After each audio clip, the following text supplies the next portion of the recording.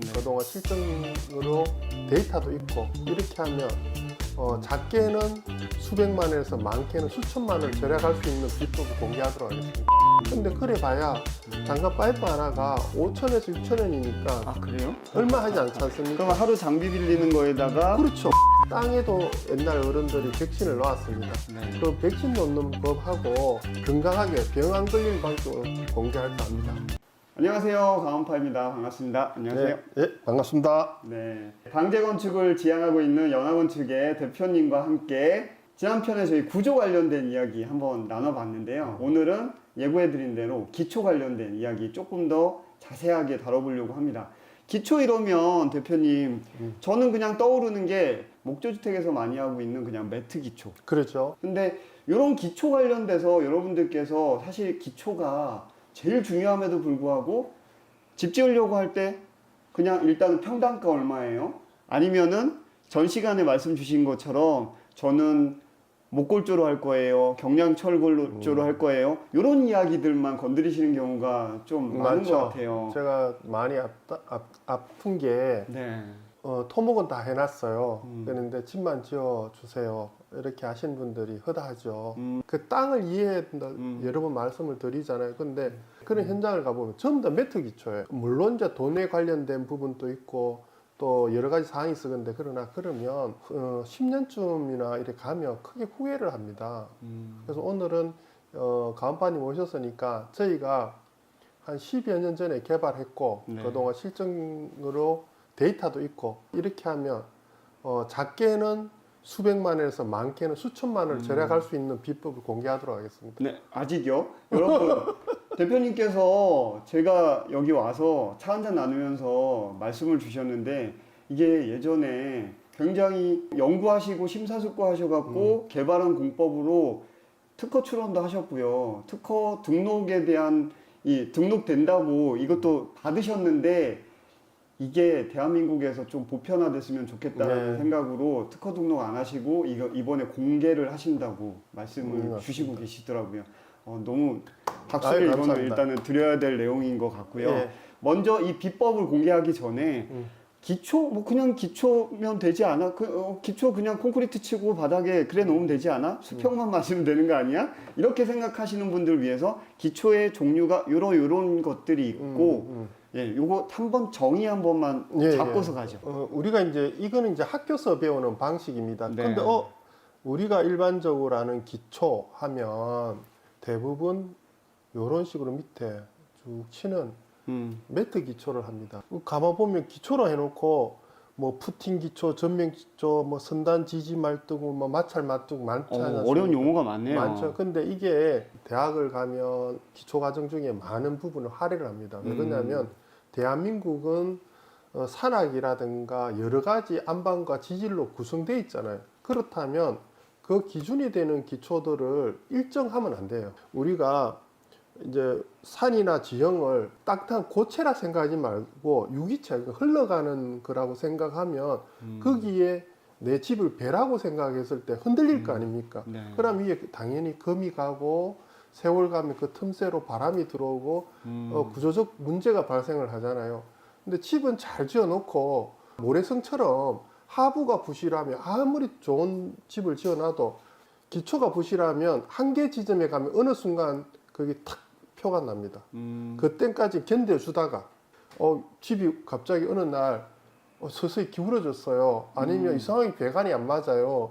그게 뭐냐면 기초에 푸팅을 치는 방식을 제대로 안 했기 때문입니다. 한 예를 들어 보겠습니다. 요거는 네. 이제 평면인데 13mm로 300강력으로 복근을 깔아라. 그리고 옆에 보시면 이게 이제 주로 이래 많이 그리죠. 도면이 오죠. 그쵸. 메터 300에 그냥 쳐라. 그냥 이렇게 쳐라. 그럼 이렇게만 치면 되는 줄 압니다. 그러나 우리나라는 아까 말씀드렸듯이 이렇게 땅속의 집안이 여기가 연약, 여기는 뭐 부토, 우리가 말하는 나무들이 썩어서 있는 곳. 그리고 여기는 뭐 좋은 안반이 이래 있다. 근데 내가 기초를 이렇게 하더라도 이 속의 땅의 집안이 어떻게 된지는 모르지 않습니까? 네. 근데 일률적으로 매트를 치면 딱딱한 곳과 엷은 곳에 아까 물이 빠진다든가 큰 차가 지나간다면 이 파동이 올 거 아니에요. 이렇게. 그래서 과거에는 이런기 때 독립기초, 기초를 요 밑에까지 이렇게 내려오는 방식을 하라고 했습니다. 이렇게 이제 기초를 독립기초로 이렇게 묻어라. 이랬는데 이러면 돈이 진짜 많이 들겠죠. 그래서 제가 오늘 하나 말씀을 드린, 그러면 그 기초 깊이는 어떻게 결정하느냐. 그 동결 심도라는 걸 치시면 동결 지수가 있고 심도가 있습니다. 지수는 뭐 어려운 이야기인데, 얼고 하는 이제 1년간에 얼마나 얼고 얼마나 풀리는 건데, 거기에 보면 이제 평균적으로 가격이 이렇게 도표가 있습니다. 예를 들어서 우리 요 진주나 있잖아요. 64cm. 그런데 뭐 위로 올라갈수록 음성 같은 데는 거의 1m 정도, 98cm. 그러면 뭐냐면 기초를 할 때 그 밑에까지 독립기초가 내려가 줘야 된다는. 그러면 생각을 해봐도 그까지 한쪽을 파서 깊이 묻으면 엄청난 돈이 들잖아요. 그래서 대안을 생각한 거예요. 매트 기초에서 저렴하게 이걸 내려가면서 할 수 있는 방법이 없을까? 그래서 저희가 생각한 게, 옛날에 저희가 이제 건물할 때 항타로 하는데, 모든 집 공사할 때 공투 포크레인 부르잖아요. 우리가 지내력 검사를 할 때 공투를 5톤을 이렇게 올리고, 지내력이 2cm 이상 내려갈 때 이제 항복 지내력을 도달했다 이라 겁니다. 그런데 그때 차관을 얻은 거예요. 그러면 저기까지 지내력을 지지력 말뚝을 받으면 되겠다. 그래서 가장 좋은 방식들을 알다가 항타 방식을 이렇게 알게 되었습니다. 특허낸 이름이 지지말뚝 항타식 공사, 이렇게 이제 특허에 내는 방식인데, 무슨 말이야? 단순합니다. 어려운 게 아니고, 여기 이제 사진을 하나 보여드릴게요. 이런 식으로 파일을 박는 겁니다. 요게 파이프 같이 생겼는데, 비계 파이프 쓰는 거 50mm. 비계 세울 때 쓰는 그런 파이프를 땅에다가 이렇게 박아주는 거군요. 뭐 이런 식으로 요 2단을 연장을 합니다. 이렇게 밑에 하나 박은 걸 연결해서. 그러니까 이제 2m짜리가 다 들어가 버리면 또 하나 위에서 올려고 또 하고 또 오고 또 하고, 그러면 일정 치마 기간 동안 내려갈 수 있게. 자, 그러고 나면 저희가 파일을 이렇게. 요게 금방 비계로 된 그 파일이고, 그렇죠. 요게 더 이상 내려가기 힘들 때까지 소리가 팅팅팅 납니다. 요거는 같은 부지 내에서도 여기는 하나만 들어가고 여기는 뭐 맞습니다. 하나 반 두 개가 들어가고 뭐 이렇게 보통 좀 다르겠네요. 다르죠. 그러니까 부지가 다 틀린 거죠. 부지를 이제 예를 든다면 이제 약식으로 한번 그려봤습니다. 여기 이제 작은 부지일 때 2m 정 이제 안에까지 박으면 좋습니다. 좋은데 정 안 되면 테두리로 가장자리 쪽에 2m 간격으로 다 하고 났으면 이렇게 이제 파일을 했는 부분에 용접을 합니다. 그 다음에 하고 나면 이렇게 이제 박는 과정이고요. 이렇게 다 하고 나면 부지 내에 이렇게 17평 규모인데, 여기 보면 이렇게 용접을 파일이 다 올라와서 기초에 대근이랑 같이 용접돼서 다 하나로 묶이는군요. 이렇게 하면, 자, 이래서 콘크리트 치면 하나의 이제 밑에 말뚝을 박아놓은 현상이 되잖아요. 그러면 내가 아주 마음 편하게 이제 잊고 사시죠. 그리고 조금 현장에서 박을 때 너무 많이 들어간다 하면 가까운 직영거리에 더 많이 박고 계속 많이 박아죠.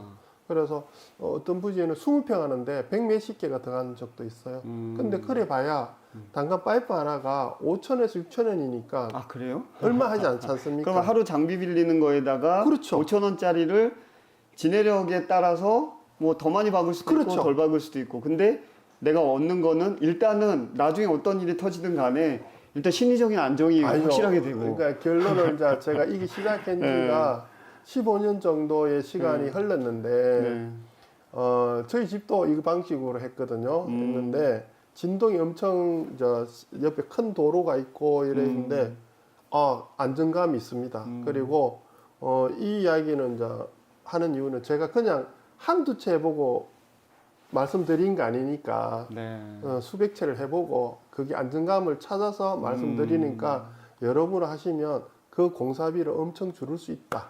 이렇게 말씀을 드릴 수 있습니다. 올해 집 지으려고 하시는 분들 충분히 여러분들께 도움이 될 만한 이 기초 방식인 것 같습니다. 한번 시공업체 선정을 하셨으면 적극적으로 시공업체에 어필하셔갖고 기초공사에 도입을 하셨으면 좋겠다는 생각이 들고요. 예, 아직 시공사 결정 안 하셨으면 산청 아유, 연합건축도 지금 항시 여기 산청에서 대표님께서 기다리고 있으니까요. 밑에 좌표 남겨드릴 테니 한번 상담 신청하시고 예, 건너오시면 좋을 것 같습니다. 일단 대표님께서 말씀해주신 시공 방식으로 굉장히 안전하게 이제 기초를 칩니다. 근데 대표님께서 방제 건축이라는 차원에서 예. 굉장히 저렴하게 저희 코로나, 사스, 뭐 예전에는 스페인 독감 이 바이러스 때문에 많은 분들이 어쨌든 그런 사건들이 있었는데요. 그래서 안타까운 일이 있죠. 그러니까 그런 것들을 방지할 수 있는 아주 저렴하게 방지할 수 있는 또 네. 비법이 있으시다면서요. 땅에도 옛날 어른들이 백신을 놓았습니다. 네. 그 백신 놓는 법하고 건강하게 병 안 걸리는 방식으로 공개할까 합니다. 지금 요 자리는 사과밭에 집을 지으려고 한 자리입니다. 근데 네. 갑자기 보면 뭐 하얀 가루가 네, 있고 허연계 저게 예, 뭐가 있네요. 예, 저게 생석회입니다. 생석회. 예, 생석회. 음. 자, 우리가 바다에도 녹조가 일어나잖아요. 네. 그럼 물고기들이 죽잖아요. 근데 그걸 부영화 현상인데 땅도 부영화가 있습니다. 무슨 말이냐면 우리가 이제 근대에 와서 비료를 많이 뿌리잖아요. 네. 그리고 많은 영양분이 과다해서 질소나 인의 요소 성분이 축적이 됩니다. 그냥 집을 지으면 그 속에는 미생물도 있고 들쥐도 있을 수 있고 모르는 균들이 많을 거 아닙니까? 그러면 저희가 하는 방제 방식으로 하기에는 돈이 너무 많이 드니까 이 상태에서 짓고자 하는 분들이 많을 거 아니에요. 그러면 가장 선행해야 될 게 생석회나 마사를 섞어서 이제 땅을 다지는 방식이에요. 생석회를 끓이면 어떻게 했냐면 이게 물 수화 반응이 일어납니다. 온도가 200도 정도 올라가요. 이제 열이 확 연기가 납니다. 200도까지 그러니까 올라가니까 소독이 되겠네요. 세우죠. 그러니까 땅 속에 있는 균들을 다 죽이고 다 합니다. 물을 뿌리면 어떤 현상이 일어나면 소석회로 변합니다. 생석회를 열 반응을 수화 반응이 일어나서 네. 그 다음에 일어나는 현상이 소석회. 소석회는 뭐냐면 강알칼리성을 띱니다. 강알칼리성은 잘 알겠지만 네. 균들이 보통 5.5 pH에 죽는데 강알칼리를 띠면 보통 11에서 12가 나와요. 그래서 균이 아예 못 사는 상태가 되죠. 저절로 방제가 되는. 그렇죠. 그래서 생석회 한 포가 4,000원이면 사거든요. 아 그래요? 근데 이제 굉장히 내가 저렴하네. 농민이면 네. 1,000원에 삽니다. 두 번째는 이제 가온파님이 오늘 오셨으니까 네. 더 좋은 비법 하나 더 가르쳐 하나 드리겠습니다. 더 공개해 주신답니다. 우리가 이게 이제 돼지고 이게 네. 집입니다. 네네. 그리고 이쪽에 이제 보통 남쪽이겠죠. 자, 이제 요거는 아변 만드는 방식을 그러니까 요것도 백신인데 이제 30년 백신.